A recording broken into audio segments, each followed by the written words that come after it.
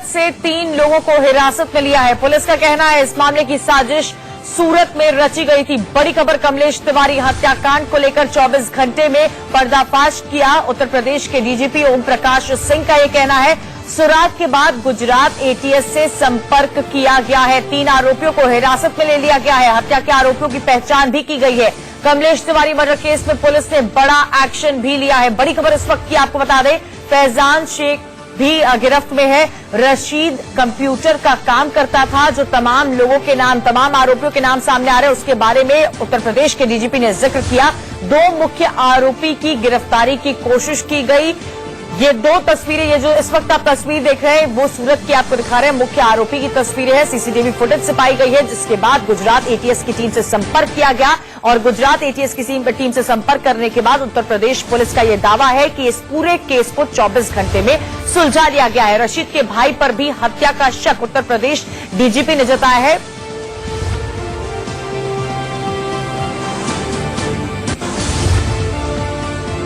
शुरू से ही हमें ये आशंका थी, पर भी हत्या का शक उत्तर प्रदेश डीजीपी ने जताया है।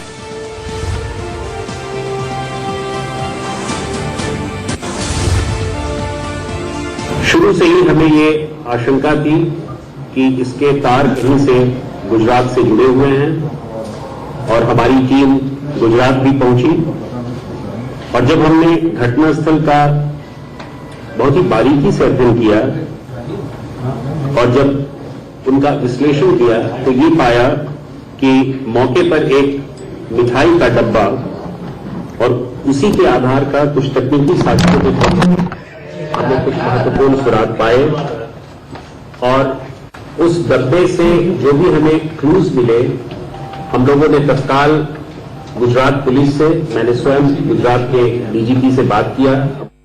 इन लोगों को 3 अपराधियों को हिरासत में लिया है और उनसे बहुत ही सघन पूछताछ की जा रही है। जो 3 संदिग्ध व्यक्ति हैं जिनको हम लोगों ने हिरासत में लिया है और गुजरात में अभी वो पूछताछ के केंद्र बिंदु बने हुए हैं, उनमें एक मौलाना मोहसिन शेख सलीम है जो सूरत के रहने वाले हैं। वो 24 वर्ष का आदमी है। ये साड़ी की दुकान पे काम करता है सूरत में। एक दूसरा व्यक्ति जिसको हमने पुलिस हिरासत में लिया है उसका नाम फैजान है। वो भी चिलानी अपार्टमेंट सूरत का रहने वाला है और वहां सूरत में एक जूते के दुकान पर काम करता है। उसकी उम्र 21 वर्ष है। और तीसरा जिसको हमने पुलिस हिरासत में लिया है वो रशीद अहमद खुर्शीद अहमद पठान है। 23 वर्ष का ये संदिग्ध आदमी है। इसे कंप्यूटर के ज्ञान भी होना बताया गया है, लेकिन वस्तुतः ये दर्जी का काम करता है और वहीं सूरत में रहता है।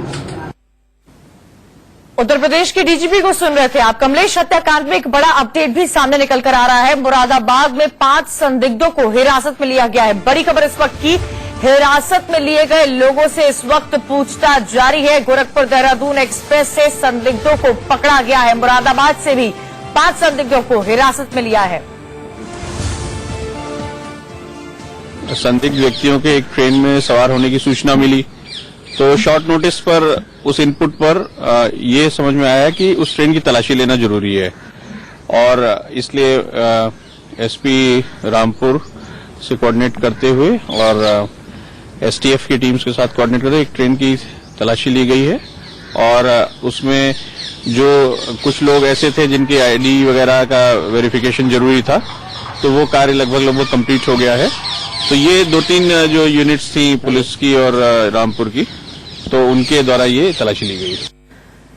हमारे साथ हमारे संवाददाता भावेंद्र सूरत से और विजय सीतापुर से जुड़ गए हैं। भावेंद्र और सूरत, आपसे जानने की कोशिश करेंगे। सबसे पहले विजय आप बताइए, कुछ देर पहले हमने तस्वीरें देखी थी, पुलिस और प्रशासन और परिजन एक तरफ थे, शव को लेकर अंतिम संस्कार करने पर मांग की जा रही थी, लेकिन थोड़ी देर पहले अभी जो प्रेस कॉन्फ्रेंस की गई है उत्तर प्रदेश के डीजीपी ओम प्रकाश सिंह की तरफ से बहुत बड़ा खुलासा किया है। पुलिस का कहना है लोकल इशू है, लेकिन जो बयान पुलिस की तरफ, डीजीपी की तरफ से सामने आए हैं कि सूरत से तार जुड़े हुए हैं, किसी की गिरफ्तारी उत्तर प्रदेश से हो रही है, किसी का कनेक्शन दुबई से सामने निकल कर आ रहा है, क्या दर्शाता है ये सब? क्या इनपुट्स मिल पा रहे हैं इस वक्त?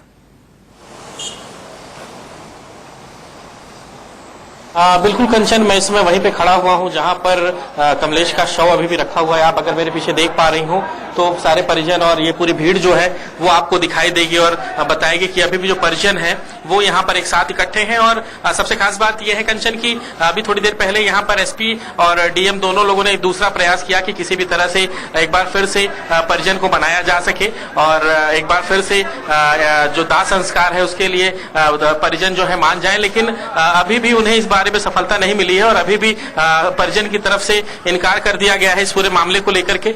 साफ तौर से ये कहा गया कि जब तक मुख्यमंत्री यहाँ पर नहीं पहुंचते हैं तब तक वो इस चीज के लिए बिल्कुल भी तैयार नहीं होंगे। जब तक मुख्यमंत्री आकर के मुलाकात नहीं करते, बात नहीं करते, बिल्कुल इसके लिए तैयार नहीं होंगे। हालांकि ये जरूर है कि कल प्रमुख सचिव गृह की तरफ से ये कहा गया था कि इस पूरे मामले पर जो हालात है वो उसको देख करके यही लगता है कि आपसी रंजिश का पूरा मामला है। लेकिन जिस तरह से डीजीपी साहब ने अभी भी प्रेस कॉन्फ्रेंस की है उससे बिल्कुल साफ हो गया है कि ये मामला जो है वो कहीं न कहीं गुजरात से जुड़ा हुआ है, सूरत से जुड़ा हुआ है। रशीद पठान भावेंद्र हमारे साथ सूरत से जुड़े हुए हैं, विकास उनसे जानेंगे समझेंगे। भावेंद्र, सूरत से लोगों को हिरासत में लिया गया है, सीसीटीवी फुटेज सामने निकल कर आया, उसके बाद गुजरात एटीएस से संपर्क किया गया, क्या तार जुड़कर सामने निकल कर आ रहे हैं?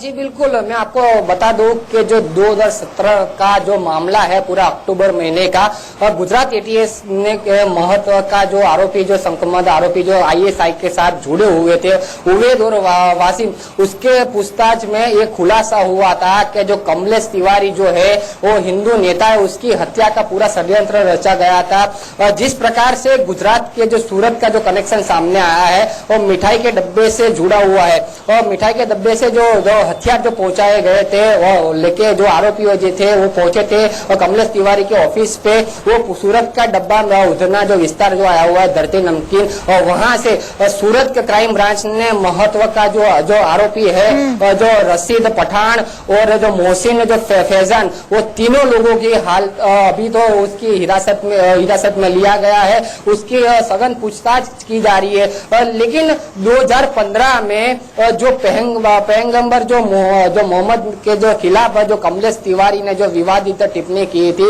वो भी अभी माना जा रहा है कि उसके जो विवादित टिप्पणी थी वो तो डीजीपी साहब ने कहा कि वो भी बयान भी हो सकता है जो हत्याकांड हुई है उसका जिम्मेदार। अरविंद हमारे साथ लखनऊ से जुड़े हुए हैं। अरविंद, प्रदेश की राजधानी में एक दिग्गज नेता के साथ इस तरह घर में घुसकर उसकी हत्या कर देना क्या दर्शाता है? उत्तर प्रदेश की सरकार कहां पर है अब?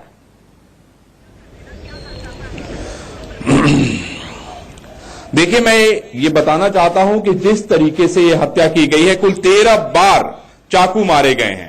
जो पोस्टमार्टम की रिपोर्ट आई है उसके बाद गला काटा गया है, गोली मारी गई है। ये अपने आप में बहुत जघन्य अपराध है और जिस तरीके से 3 बाहर के लोग आके और इतने बड़े वारदात को अंजाम देते हैं, एलआईयू का पूरा सिस्टम कहीं न कहीं पूरी तरीके से फेल पाया जाता है। डीजीपी महोदय भले ही ये दावा कर रहे हैं कि नहीं, हमने 24 घंटे के अंदर इस पूरे मामले का खुलासा कर दिया है, अभी तक जो तीनों अपराधी सीसीटीवी में कैद दिखे हैं उनके बारे में पुलिस ने अभी तक कोई ऐसी बात नहीं बताई है जिससे लगे कि आने वाले समय में उनको गिरफ्तार किया जाएगा। जो भी काम किया है सूरत पुलिस ने किया है। 3 लोगों को उन्होंने जो है हिरासत में लिया है। मुरादाबाद में अभी 5 लोगों को हिरासत में लिया गया है। कहा जा रहा है कि सीसीटीवी में जो संदिग्ध लोग दिखे हैं उनकी शक्लें उनसे मिलती जुलती हैं और उनसे पूछताछ जारी है। पुलिस का यह दावा जरूर है कि हम जल्दी उन लोगों को गिरफ्तार कर लेंगे। अरविंद, ये भी यहाँ पर समझाइए, आने वाले समय में देश में पिछले समय से आपने देखा एक अहम मुद्दे पर सुनवाई चल रही है, ऐसे समय पर इतनी बड़ी हत्याकांड को अंजाम देना क्या दर्शाता है? उत्तर प्रदेश की सरकार तो बार बार ये दावा करती है कि हम भ्रष्टाचार मुक्त होते जा रहे हैं, लेकिन वहीं प्रदेश की राजधानी में अगर आपका घर सुरक्षित नहीं है तो कहां जाए लोग?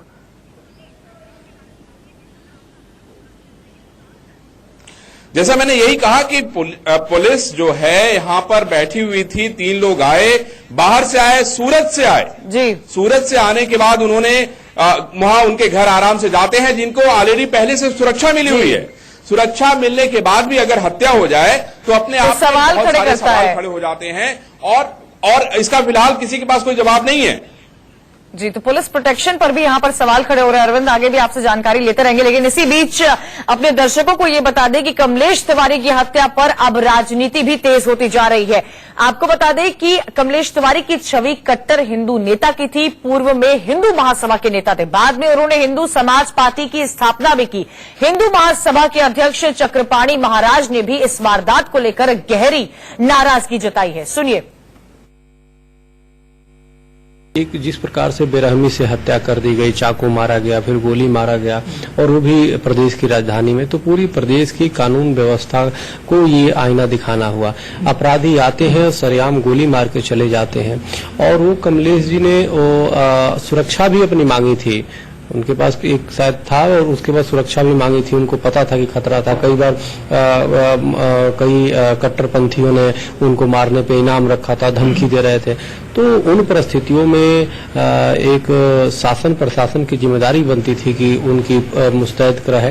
तो जब एक हिंदू कार्यकर्ता जब सुरक्षित नहीं है, वहाँ के आम लोग क्या होंगे? तो ये बड़ा दुर्भाग्यपूर्ण है। बहुत जिसकी जितनी दुख प्रकट की जाए कम है। तो मैं तो प्रदेश शासन और प्रशासन से मांग करता हूं कि जल्द से जल्द अपराधी पकड़े जाएं और बेनकाब हो। जुड़े हुए हैं भावेंद्र, सूरत से जुड़े हुए। भावेंद्र से जानना चाहेंगे, भावेंद्र, क्योंकि इस पूरे मुद्दे, इस पूरे केस के तार जो है सूरत से जुड़ते हुए नजर आ रहे हैं। उत्तर प्रदेश के डीजीपी की तरफ से तो ये कहा गया है कि 24 घंटे में इस केस को सुलझा लिया गया है, लेकिन क्या वाकई इस केस का पर्दाफाश, उस केस को ओपन कर दिया गया है?